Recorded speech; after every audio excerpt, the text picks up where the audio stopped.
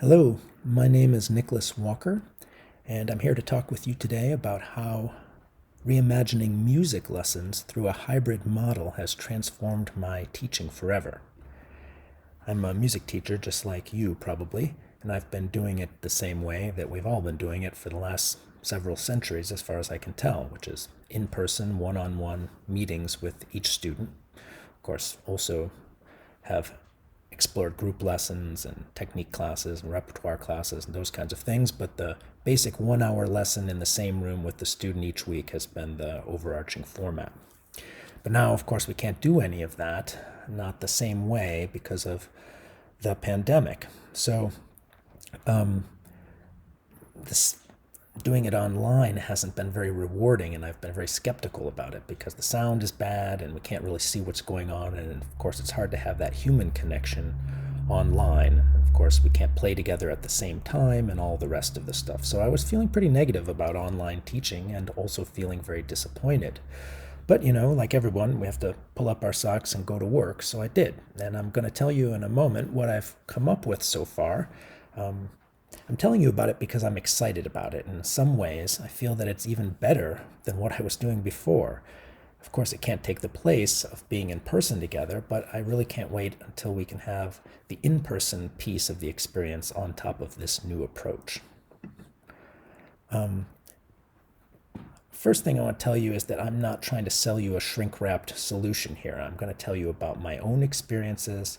You'll have to do this yourself in a way that makes sense for you and for your students and for your environment. You can use any of this to the extent that you want to and break it down as you need to, but please know that it may just be a better result out there for you than you thought. Certainly was for me. The second thing I want to say is that I'm dealing with a lot of privilege here, right? I'm applying this to a level of resources and experience that might not be the same for you or for the students you're working with. And I want to acknowledge openly that I and my students have a lot of privilege to work with. In addition to our own health and healthcare, we have computers and cameras and microphones and broadband internet, just to name a few things. And in general, each of us also has a supportive household that allows us to get some focused work done in a space we can all have just to ourselves. So under these conditions, I've found that my students and I have a lot more access to each other than ever, and that unexpectedly, I'm doing some of the best teaching of my career. I want to say clearly that it's not just my students, it's not just me who's contributed to this. My students have contributed a lot to this too. And they've been involved in trying new technologies and trying different approaches, and some of it's worked better than others, and we've been refining it together. So I appreciate their involvement. I was pretty skeptical about online teaching, as I said before, so I spent the summer of 2020 basically talking with colleagues and with students and their families and other teachers around the country. I worked a lot with our information technology department at Ithaca College to get a better sense of what tools are out there, to try out and beta test some of the tools, see what worked, what didn't work, to try it from the student's perspective. And so that's been really useful. The other thing is that separate from the devastating losses of life and health and the loss of employment and income that many people face around this pandemic, there's also been a loss of direction and control, which can be very frustrating for people. Many of my students have worked really hard to get where they are. They've planned and budgeted and rallied a family of commitment behind them, and this has all been shaken up. We needed to find something that could address this fear, along with creating some reassuring experiences built into our pattern of interactions. So here we are. Here's what I did. The biggest commodities on a college campus are time and space. And so the move to online learning has shaken all that up because of the possibility of asynchronous learning, meaning we don't have to be in the same time to share information, but we even don't have to be in the same space. And when we combine that with synchronous learning, in which we are in the same time, although for the moment not in the same space, we get a hybrid teaching model. Okay? And a lot of information has to be exchanged in music lessons, as we all know, right? I mean, here's a huge list of some of the pieces that have to be exchanged. But basically, it's a lot. It's a lot of information. And The thing about lessons is that lessons are meetings, and meetings are for using information, not for exchanging information, at least when they're done at their best, I think. So in college programs, we come up with lots of different ways to supplement the music lesson. I mean, if somebody wants to learn the double bass from me, they come to Ithaca College to learn the double bass, and we supplement that learning with academic music classes, with repertoire and pedagogy classes, with rehearsals and ensemble experiences and other kinds of guest artist experience and all that. But the thing about all these meetings is that they are all contingent on scheduling, and that can be really hard on campus. So when we can just upload a video and exchange it through OneDrive software, this is something that comes with all of our student accounts, so they get it as part of their enrollment at Ithaca College, then they can have videos waiting for them on their devices, and I can have videos waiting for me on my device. So that's called that allows a flipped classroom model in which we share videos up front, And there are a lot of advantages to that. First of all, we exchange the information before we meet, right? And of course, the sound and video quality are much better than over Zoom, over broadband. I can zoom in on fingers or come really close to the camera. I know people who can show embouchure on a flute much more closely than they really can comfortably in the shared space with somebody. Also, there's a lot of flexibility in time and space. We can pause, rewind, repeat, take notes, jot down observations and questions, watch it in slow motion, frame by frame, right? We can save it and review it later. So there's a lot of advantages to videos. I'd like to point out to my colleagues and to the students here that we're not adding any additional time on task through these asynchronous activities, right? So at Ithaca College, if a student's taking 4-credit lessons, that's 11 hours of scheduled practice time outside of the lesson. And if they're taking it for 2 credits, that's 5 hours of practice time. Now, that's not much time to learn an instrument, but that's the choice we've made at our institution about how to allocate time on task. And I just want to know that I want you to know that any additional time my students put into this is not requisite as part of the course, right? So the videos are made and received during their practice time, not through additional time on task. And of course, they're never asked to do synchronous scheduling with other students because that is very difficult. Everybody's doing something else at another time. It's hard to find time when everybody's free. All right, so what's it look like? Here's what it looks like. I have this idea of a pyramid, right? 3 outer triangles held together with an inner triangle. Just take you through the triangles there. So the top is performances. Performances are where we reach for the sky as artists. It's the pinnacle of our artistic work, the part of the pyramid that's seen from a distance, right? The 2 bottom triangles are the foundation. These 2 triangles are fundamentals training on one side and deliberate practice of whatever it is that we intend to perform on the other side. It could be repertoire or improvisation or whatever, but it's deliberate practice. So all of this is held together with the middle triangle of weekly lessons. Okay, like a keystone in an arch, this lessons triangle draws together the work in the outer triangles. My goal as a performer is to guide students, my goal as a professor is to guide students to become their own teachers. And so this happens as they learn self-management and self-coaching skills and self-reliance and all of that. So eventually over their career, they begin to be their own professor in the inner triangle, although we never stop benefiting from exposure to our colleagues. So my approach to this new hybrid teaching model is to make the outer triangles asynchronous through shared videos and a shared notebook, and to make only the inner triangle synchronous through regular scheduled weekly lessons. Looks a little bit like this. Students send me videos each week. At the beginning of the week, I get a practice video, which they've put together. Well, they can put them together anytime, but the deadlines are over the weekend. By Tuesday, they give me a performance video, and by the end of the week, they give me a fundamentals video. And I'll talk to you a little bit more about that in a moment.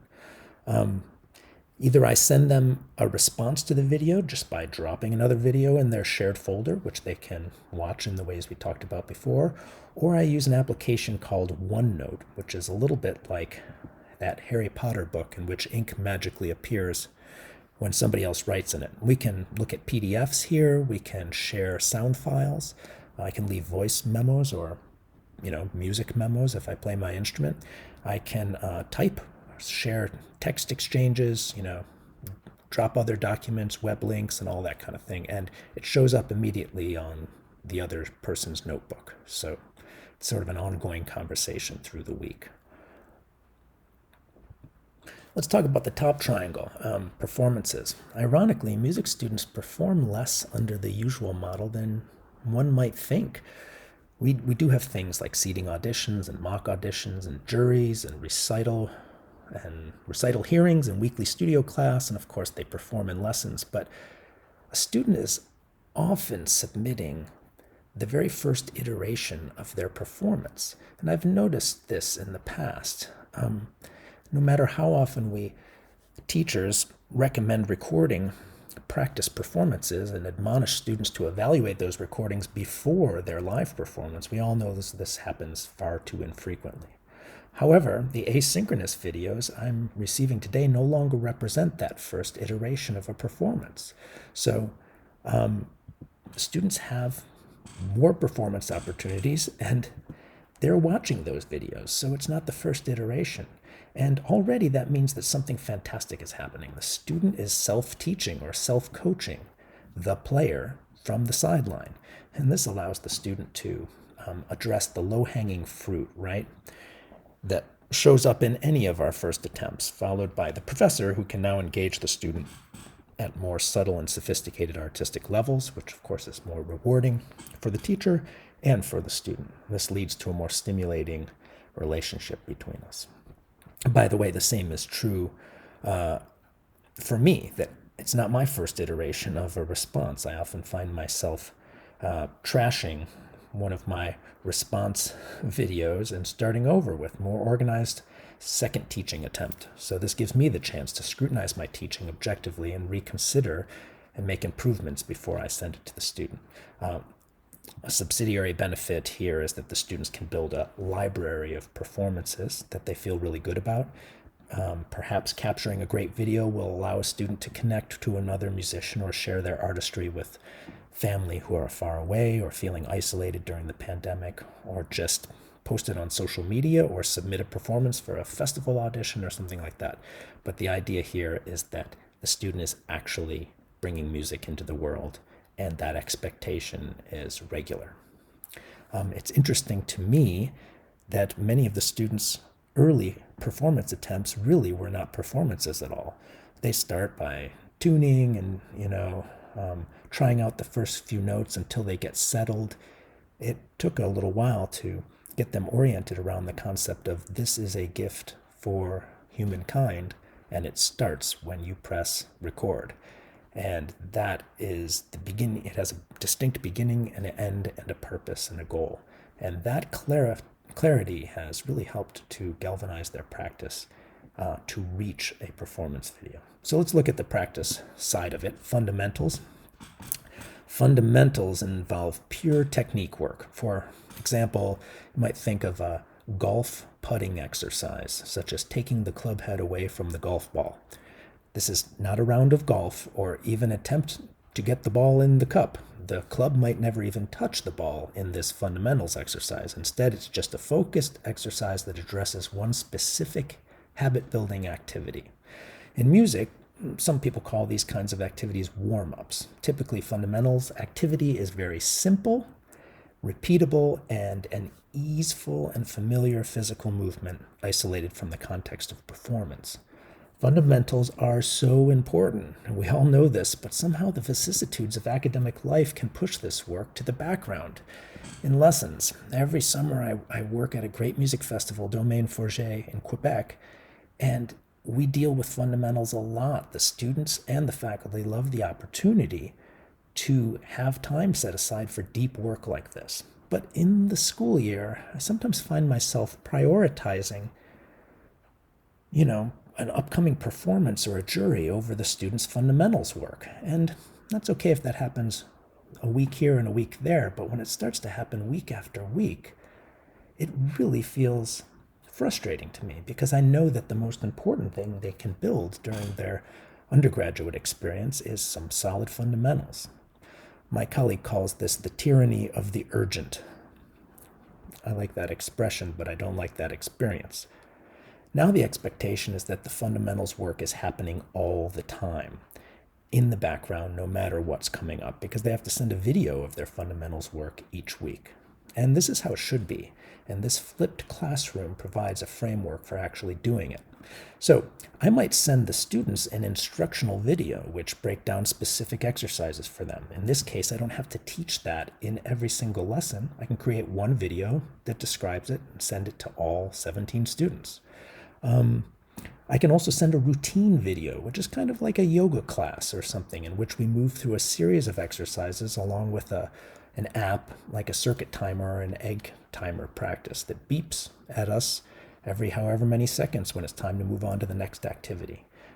This is a prescribed time for each exercise, and it can carry students through the experience of habit building over many weeks of the same activity each day. That can be very powerful for students to be led through this. It's fun for them to play along with me, and they don't have to be isolated, right? And also I get to check in on them every week, and this whole idea of having to go practice is a little bit turned on its head because we get to give them that piece of feeling like they've lost control in order to, and we can address that by giving them a video to connect with their teacher every morning for 10 minutes if they like to. Anyway, I've always taught fundamentals, and I've always helped students design a personalized 15 to 20 minute daily routine to allow the habits to form. But the critical component here is that I can check in on it every week, and I can guide the students to the desired habit without anything else slipping in there. I could never drop into 17 different practice rooms each week to observe other students. There's just not time or infrastructure for that. But there is time with these asynchronous videos, and it's pretty powerful for me to see the things that connect and the things that don't. I feel I describe something really clearly in one week, and then the next week it's still not understood. So this gives me a really quick way of checking in on what habit forming activities are happening and which ones aren't. As far as deliberate practice goes, well, college athletes have coaches who plan practices and warm-ups, pre-game routines, strength training workouts, stretching routines, water breaks, etc., all down to the minute. Coaches don't say, "Hey, nice game, everyone. Now go home and practice football. I'll see you next week for the game," But sometimes it feels like that to me in the music lessons, and that's exactly what happens to college music students who spend almost all of their time alone. And so, as a student, we have to learn how to become our own coach in addition to working to improve as a player.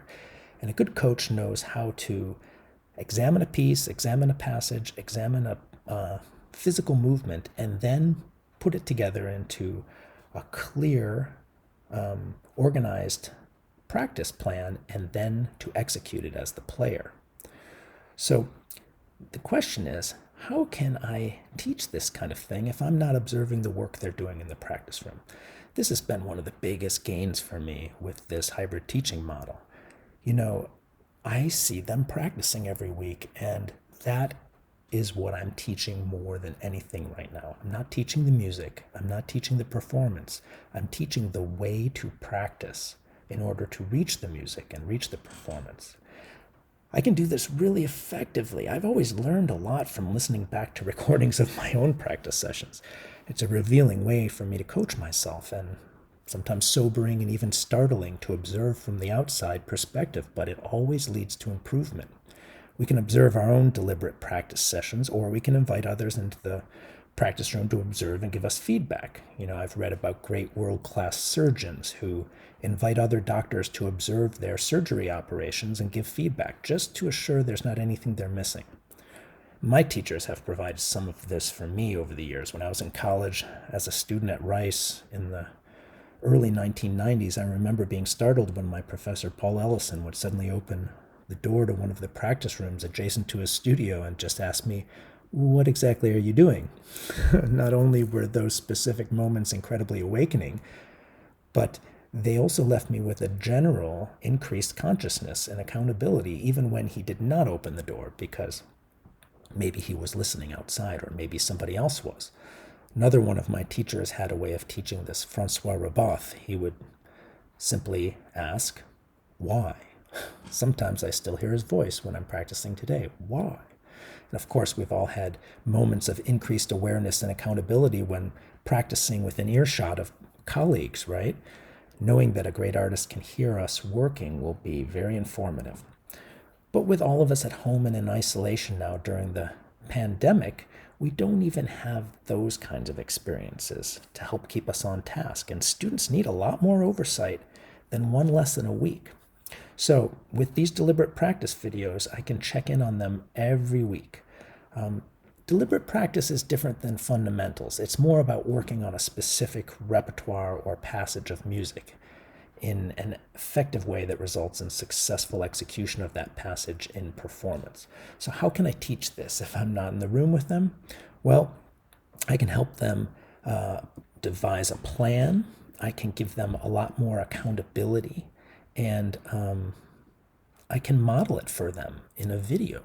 Here's what slow practice looks like. Here's how I make a reduction of this melodic line. Here's how I organize a big project into smaller sections. Here's how I work from the last cell backwards to the first cell of this passage. Here's how I internalize passage work through rhythmic variations like Glamian rhythms or Raboth cycles, or practice repertoire without overplaying the repertoire and 100,000 times and killing it for me. And there's a lot more accountability when a student has to make a video of these.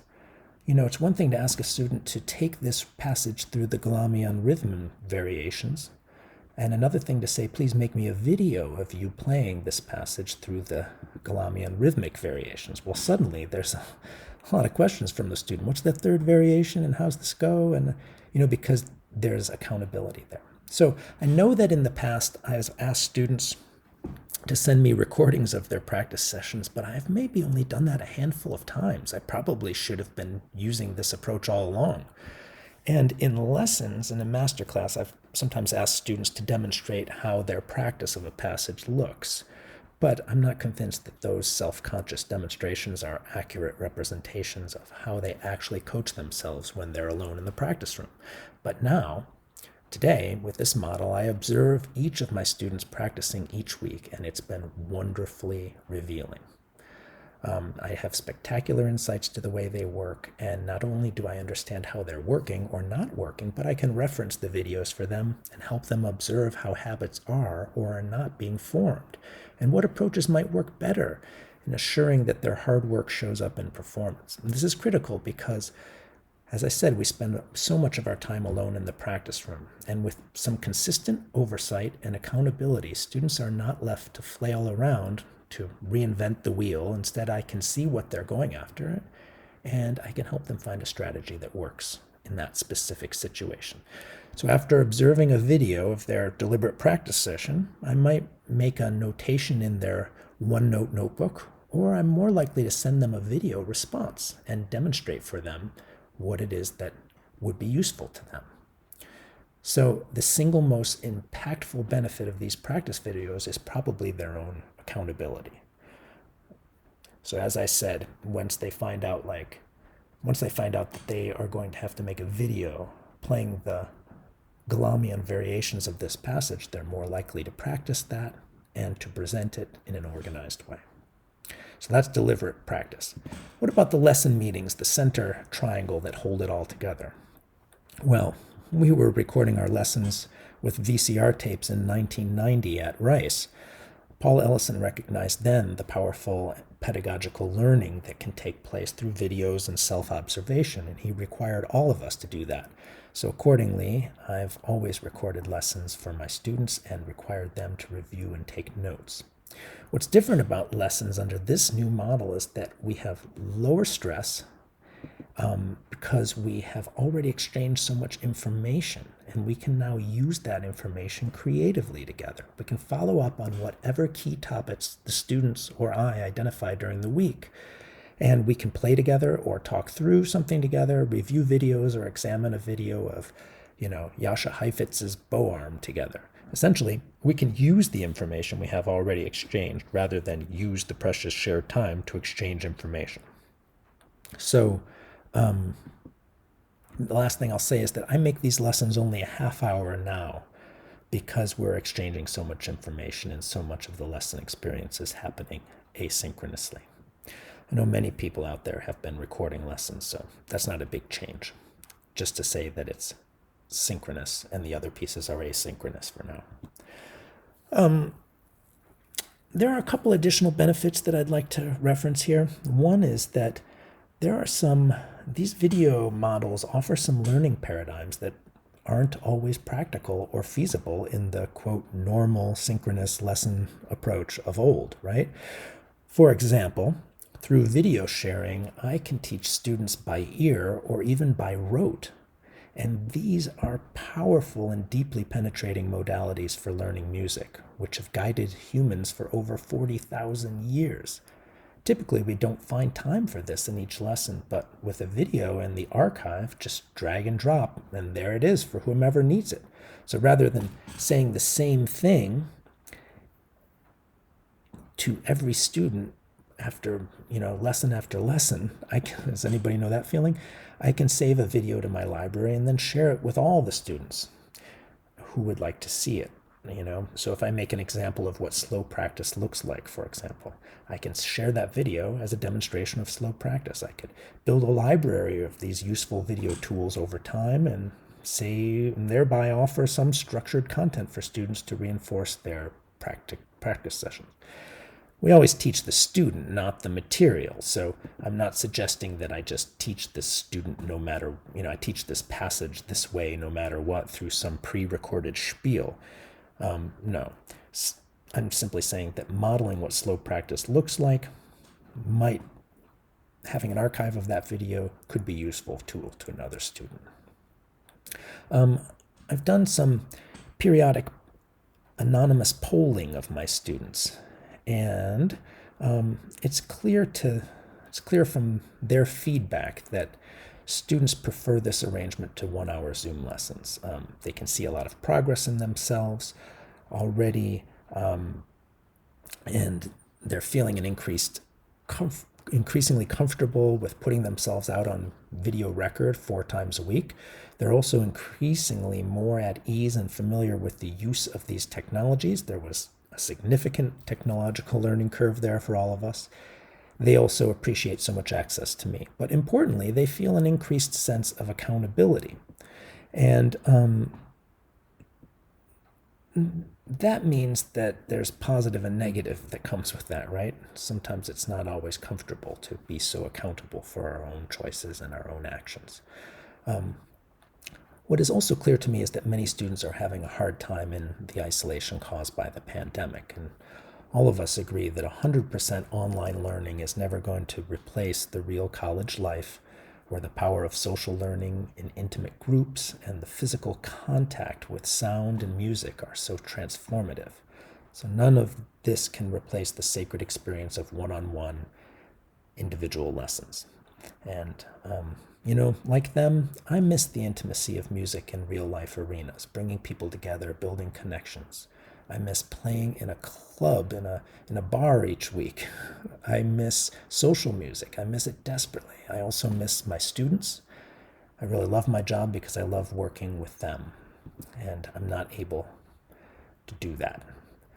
But I'm also feeling kind of uplifted by this because I'm feeling excited what I'm able to do for the students and feeling excited about what they are able to do for themselves.